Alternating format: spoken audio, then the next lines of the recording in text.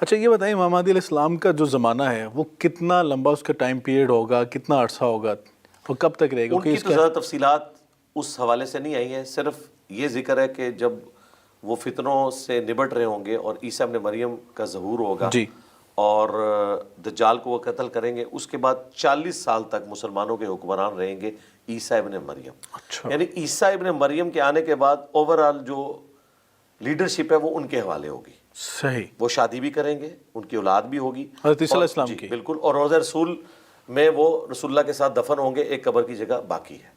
اللہ. اور یہ ساری حدیثیں ہمارے اہل سنت کے ہاں پائی جاتی ہیں. ایون اسرائیلی روایتوں میں یہ چیزیں کسی درجے میں موجود ہیں کہ نبی الاسلام کے ساتھ انہوں نے آخری پیغمبر کے ساتھ دفن ہونا ہے. اور اس کے بعد پھر دوبارہ دنیا کفر کی طرف لوٹ جائے گی اور الٹیمیٹلی ایک خوشبودار ہوا چلے گی، اہل ایمان کی روح قبض ہو جائے گی، صرف کافر دنیا میں رہ جائیں گے اور انہی کے اوپر قیامت قائم ہوگی. اچھا یعنی کہ جب قیامت قائم ہوگی اس کے بعد مومن دنیا میں نہیں ہوں گے، ایمان والے نہیں ہوں گے. یہ اللہ تعالیٰ کی غیرت کا تقاضا ہے. صحیح مسلم میں حدیث ہے جب تک دنیا میں ایک بھی اللہ کا ذکر کرنے والا موجود ہے نا، قیامت نہیں آئے گی. اللہ اکبر. کیونکہ یہ کائنات کا نظام اللہ تعالیٰ نے ایک مومن بندے کی اتنی اہمیت رکھی ہے. سبحان اللہ.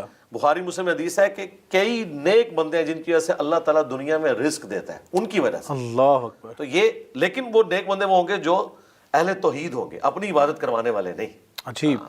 اہل توحید ہوں گے. ٹھیک ہے. اللہ کے لیے کھڑے ہوں گے. یہ بتائیے گا کہ جو آپ نے بھی فرمایا یعنی جب قیامت آئے گی تو جو قیامت کی ہولناکیاں ہیں تو مومن جو ہوں گے، ایمان والے ہوں گے، وہ ہولناکیاں نہیں دیکھ سکیں گے. نہیں دیکھیں گے، اس سے پہلے ہی وہ فوت کر دیے جائیں گے. یہ کافروں کے اوپر ہوں گے. بلکہ مسلم میں الفاظ ہیں کہ لوگ اس قدر برائی میں مبتلا ہوں گے کہ اعلانیہ بدکاری کریں گے جانوروں کی، اور پھر ان کے اوپر قیامت قائم ہو جائے گی. بالکل ٹھیک. تو یہ بتائیے گا کہ امام مہدی علیہ السلام کے حوالے سے جس نے ابھی آپ نے فرمایا کہ وہ نماز کی امامت کروائیں گے لیکن حکمران حضرت عیسیٰ علیہ السلام کریں گے. جی جی. نماز کی امامت ایک نماز کی امامت ہے، وہ جو اقامت ہو چکی ہوگی تو وہ عیسیٰ ابن مریم سے ریکویسٹ کریں گے. مسلم شریف میں آتا ہے کہ آپ نماز پڑھیں. ان کا نہیں، یہ اللہ نے تمہیں شرف دیا ہے، تم میں سے بعض کے امام ہوتے ہیں، تم امامت کرو. عیسیٰ ابن مریم ان کے پیچھے نماز پڑھیں گے.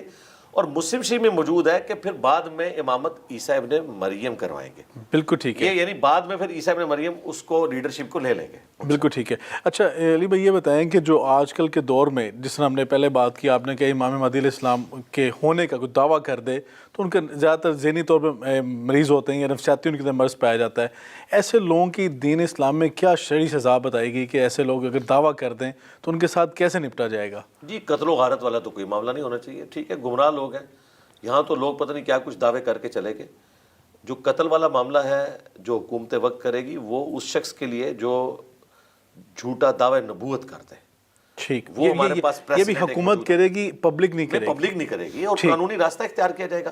پریسیڈنٹ سیٹ ہے مسلمہ کذاب کے حوالے سے. جی ٹھیک ہے.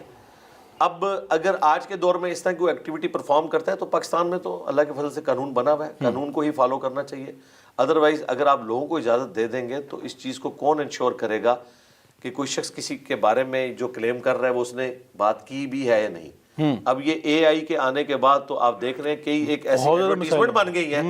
ٹنڈولکر کی ایک ایڈورٹیزمنٹ میں دیکھ رہا تھا، اس بیچارے نے کہا مجھے تو پتہ ہی نہیں ہے، میرے نام کی ایڈورٹیزمنٹ بنا دی کسی نے. تو یہ تو اتنے بڑے بڑے فتنے سامنے آ رہے ہیں، اس میں دیکھنے کی ضرورت ہے. میں تو حیران ہوں کہ یہ اگر ہمارے فرقہ باز قسم کے لوگوں کے ہاتھ یہ سافٹ ویئر چڑھتا ہے، وہ تو کسی کی طرف سے کوئی بھی چیز کرتے ہیں. مولا مودودی کے بارے میں ان کے بزرگ کہتے تھے یہ دعویٰ نبوت کر کے مرے گا. ٹھیک ہے، تو مودودی صاحب کو لوگ کہتے تھے آپ ان کو جواب دیں. وہ کہتے تھے میں بغیر دعوی نبوت کیے دنیا سے جا کے انہیں پریکٹیکلی جواب دوں گا. اللہ آج اللہ کے فضل سے مودودی صاحب کو فوت ہوئے 40 سال سے زیادہ ہو چکے ہیں. اللہ کا شکر ہے کہ ان کے بارے میں کوئی ایسی بات رپورٹ نہیں ہوئی. لیکن یہ دکھ کی بات ہے کہ وہ علماء جن لوگوں نے اس زمانے میں ان کے بارے میں یہ جھوٹ بولا تھا اور ان کے ماننے والے، انہوں نے آج تک معافی نہیں مانگی کہ ہمارے بزرگوں نے ایک جھوٹا کلیم کیا تھا. بالکل ٹھیک ہے. جھوٹے ثابت ہو چکے ہیں. تو اس میں تو پھر بہت بڑے جگرے کی ضرورت ہے نا، بہت بڑا کہ یعنی کہ اپنی غلطی کو تسلیم کر لینا. علی بھائی یہ بتائیں کہ آپ آج کی یوتھ کو کیا میسیج دینا چاہیں گے کہ اگر دین سے جڑنا چاہتے ہیں، مسائل کو سمجھنا چاہتے ہیں تو ان کے لیے کیا ایزی وے ہے؟ کس طرح وہ اگر میں سمجھتا ہوں کہ اگر ہم دیکھتے ہیں جو نوجوان اثر جنہیں دین کا بالکل نو ہو نہیں ہے تو وہ کیسے بیسک جو سٹیپس لے سکتے ہیں تاکہ وہ اپنی لائف میں چینج لائیں؟ کیونکہ جس نے آپ نے فرمایا کہ امام مہدی علیہ السلام کے ہم آنے کی باتیں تو بڑی کرتے ہیں لیکن ان کا ساتھ دینے کے لیے تیاری نہیں کرتے. تو کیسے اس نوجوان نسل کو جس طرح آپ نے کام سٹارٹ کیا، یہ بتائیے کہ بیسک سٹیپس کیا لینے ہوں گے ایک نوجوان کو؟ بیسک سٹیپ جو کسی بھی مسلمان نے لینا ہے وہ ایک ہی ہے کہ اس نے قرآن پڑھنا ہے. دیکھیں ہمارے پاس اس وقت اللہ کے ساتھ جڑنے کا، رشتہ کرنے کی ایک فزیکل چیز اگر دنیا میں رسول اللہ کی وفات کے بعد موجود ہے نا، وہ قرآن ہے. صحیح. باقی سب لوگ تو دعوے کر رہے ہیں نا. جو ایک اوریجنل چیز ہمارے پاس موجود ہے خلیفۃ الرسول، وہ قرآن ہے. قرآن ہم پڑھیں، جس مکتب فکر سے بھی تعلق رکھتے ہیں اسی کا ترجمہ پڑھ لیں اور دیکھیں قرآن ہم سے کیا ڈیمانڈ کر رہے ہیں، ہمارے عقائد و نظریات کیا ہونے چاہیے. اس کے بعد ہم سنت کی طرف آئیں اور اپنے مسائل سیکھیں. احادیث، مشکات شریف بہت اچھا سورس ہے جو مین سٹریم کی اہل سنت کی ساری کتابوں کے نوٹس ہیں، بخاری کے، مسلم کے. لیکن وہ بات کی بات ہے، پہلی چیز یہ کہ قرآن کے مطابق اپنے عقیدوں کو کریں کہ قرآن ہم سے کیا ڈیمانڈ کرتا ہے. قرآن فکر آخرت کی بات کرتا ہے، قرآن ایگزسٹنس آف گاڈ کی بھی بات کرتا ہے، قرآن ایتھیزم کے خلاف بھی دلائل آپ کو دیتا ہے، یہود و نصارہ کی خرابیاں بھی بتاتا ہے، اور یہ بھی بتاتا ہے کہ پرپس آف لائف کیا ہے. آپ نے اللہ کے حضور پیش ہونا ہے، خدا کو سیریس لیں. قرآن جب تک نہیں پڑھیں گے، یہ انسٹرومنٹ آف دعوت ہے نبی اسلام کا. وَأُوحِيَ إِلَيَّ هَٰذَا الْقُرْآنُ لِأُنذِرَكُم بِهِ وَمَن بَلَغَ. اے نبی فرما دو قرآن مجھے اس لیے وحی کیا گیا تاکہ میں اس کے ذریعے تمہیں ڈر سناؤں، اور جس تک یہ کتاب پہنچے وہ بھی اسی کتاب کے ذریعے آگے چلے. ٹھیک ہے. نبی اسلام نے حجۃ الوداع پہ قرآن چھوڑا، غدیر خم پہ قرآن چھوڑا، سنت اور اہل بیت کا ساتھ ذکر کیا، لیکن کتاب جو فالو کرنے کے لیے چھوڑی وہ قرآن ہی چھوڑی. سبحان اللہ. تو قرآن ہے نبی اسلام. بالکل ٹھیک ہے. علی بھائی، جو لوگ جس طرح آپ نے فرمایا کہ بہت سارے لوگ جن کا اعتقاد بن گیا پرانی چیزوں کے اوپر، وہ کھڑے ہیں اس کے اوپر، اور نوجوان جو ہیں ان کو بدلنا چاہتے ہیں اپنے بزرگوں کو کہ بھئی یہ چیزیں جو آپ جن کی طرف جا رہی ہیں چیزیں وہ ٹھیک نہیں ہیں، ظاہر راست پہ آپ نہیں چاہ رہے، صراط مستقیم پہ نہیں ہیں، تو یہ چیزیں میں نے پڑھی ہیں.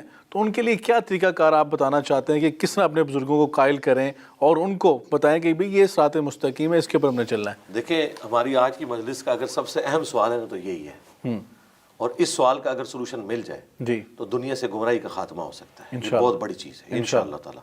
تو اس کے لیے ہم نے جو اتنی محنت کے بعد جو اس کا سلوشن تجویز کیا ہے نا، آپٹیمل سلوشن، وہ یہ ہے کہ آپ جن کے سامنے بھی بات رکھنا چاہتے ہیں نا، ان کے اصول اور مبادی کے اوپر ان سے بات کریں. آپ اپنی بات نہ ان کو سنائیں، یہ ہماری ایک زیادتی ہو جاتی ہے. تعالوا الی کلمۃ سواء بیننا وبینکم. ہمارے اسٹوڈنٹ آتے ہیں نا، وہ کہتے ہیں ہمارے جو ہے ماں باپ جو ہیں وہ گمراہی کے راستے پہ، ہم انہیں کیسے سمجھائیں؟ میں نے کہا اگر آپ ان کو سمجھائیں گے نا کہ آپ غلط ہیں، وہ تو آپ کو گھر سے نکال دیں گے. آپ نے ان کو یہ نہیں کہنا کہ آپ غلط ہیں، ان کو کہیں کہ ابا جی بتائیں ہم کہاں غلط ہیں. اچھا، بالکل پہلوان کو اس کے زور پہ گرانا ہے. مجھے بتائیں ایک بندہ قرآن اور سنت پڑھ چکا ہے اور اس کا والد بالکل نابلد ہے قرآن و سنت کی تعلیمات سے، اور کہتا ہے میرا بیٹا گمراہ ہو رہا ہے، یہ ہو رہا ہے، اور وہ کہتا نہیں ابا جی آپ گمراہ ہو. اس کا بہتر طریقہ ہے جی ابا جی کے گھٹنے پکڑیں، ٹھیک ہے، اور انہیں کہ ابا جی میں جہاں غلط ہوں مجھے بتائیے، انشاءاللہ میں اپنی اصلاح کروں گا، مجھے بتائیں میں کہاں غلط ہوں. تو کچھ نہ کچھ تو بولیں گے نا. صحیح. اور جب وہ بولیں کہ آپ یہاں غلط ہو تو انہیں کہیں کہ ابا جی آپ نے ہمیں بتایا کہ ہم نبی اسلام کو آخری پیغمبر مانتے ہیں، ان پہ یہ قرآن نازل ہوا ہے، اور آپ کا تعلق جس مسلک سے ہے میں اسی مسلک کے بڑے عالم جن کو آپ رحمۃ اللہ علیہ کہتے ہیں، میں ان کا ترجمہ لاتا ہوں قرآن کا، اور آپ کے سامنے اپنا مقدمہ رکھتا ہوں کہ وہ تو یہ لکھ کے گئے ہوئے ہیں، قرآن کا ترجمہ انہوں نے خود کیا، میں نہیں خود کر رہا، میں نے تو آپ کے بزرگوں کا ترجمہ پڑھا ہے. یہ وہ طریقہ ہے جو ہمارے اسٹوڈنٹس نے اڈاپٹ کیا ہے. اچھا، تو آپ کیا سمجھتے ہیں چینج آیا ہے؟ بہت بڑے لیول کے اوپر چینج آئی ہے. ایٹ لیسٹ یہ چینج ضرور آئی ہے کہ اگر انہوں نے حق قبول نہیں نہ کیا، اپنے بچوں کے سامنے جو ہرڈل کھڑی کی تھی وہ انہوں نے ٹالی. ان کا بچہ ٹھیک ہے، تم ٹھیک راستے پہ ہو، ہمیں مجبور نہ کرو، ہم معاشرے کے پریشر کی وجہ سے قبول کریں نہ کریں، تمہیں ہم کچھ نہیں کہتے. یہ تھوڑی اچیومنٹ ہے کہ گھر سے آپ کو سپورٹ مل جائے اس حوالے سے کہ وہ آپ کی مخالفت چھوڑ دیں. حق بھی قبول کیا ہے بہت سے لوگوں نے، لیکن ایٹ لیسٹ اس لیول پہ آ گئے. بات سٹارٹ یہاں سے کرنی ہے کہ دسو منو کیوں ہے. بالکل ٹھیک ہے. نہیں کہنا کہ تو کیوں ہو گیا، اس نے کہا کہ پتر آٹھ، بالکل، یعنی کہ جس طرح وہ حضرت امام حسن اور امام حسین علیہ السلام کا واقعہ ہے کہ انہوں نے بتایا کہ ہم وضو کر رہے ہیں کہ کیا غلطی تو نہیں، ان کا نہیں بچہ ہمارے وضو میں ہی غلطی ہے. بالکل ٹھیک ہے. اچھا یہ علی بھائی بتائیے گا، آخری سوال آپ سے پوچھنا چاہ رہا ہوں کہ کیا آنے والے وقت میں آپ نے کوئی ایسا فیصلہ کیا کہ آپ قرآن پاک کی ترجمہ یا تفسیر، جس طرح مودودی صاحب نے بڑا کام، علمی کام جو آج تک الحمدللہ پوری امت جو ہے اسے فائدہ اٹھا رہی ہے، کوئی ایسا آپ کام کرنا چاہ رہے ہیں یا کر رہے ہیں کہ قرآن پاک کا ترجمہ یا تفسیر جس کے اندر تمام امت کے لیے وہ قابل قبول ہو، تمام لوگ اس کو پڑھ سکیں اور کہیں جی واقعی یہ ہماری بات کی، کیونکہ ایسا آپ کا ارادہ ہے؟ دیکھیں اس حوالے سے ہم اپنے استاد ڈاکٹر اسرار صاحب کی بات کریں گے. انہوں نے 70s میں ایک لیکچر دیا تھا قرآن کالج میں، پرانی ریکارڈنگ ہے، اس میں وہ کہہ رہے ہیں کہ میں نے جو ہے نا اپنا جو کمپیٹنسی کا ایریا ہے نا اسے آئیڈینٹیفائی کیا کہ میں مودودی صاحب کی طرح بڑا رائٹر نہیں بن سکتا، لیکن میری سپیکنگ پاور بہت اچھی ہے. تو انہوں نے رائٹنگ کو چھوڑ کے سپیکنگ پاور کو لیا, اور اللہ کا شکر ہے مودودی صاحب کو بھی انٹروڈیوس کرانے میں ڈاکٹر اسرار صاحب کا ہاتھ ہے, اگرچہ انہوں نے کچھ نہیں لکھا. انہوں نے یہ مان لیا کہ مودودی جیسا کوئی رائٹر نہیں ہو سکتا.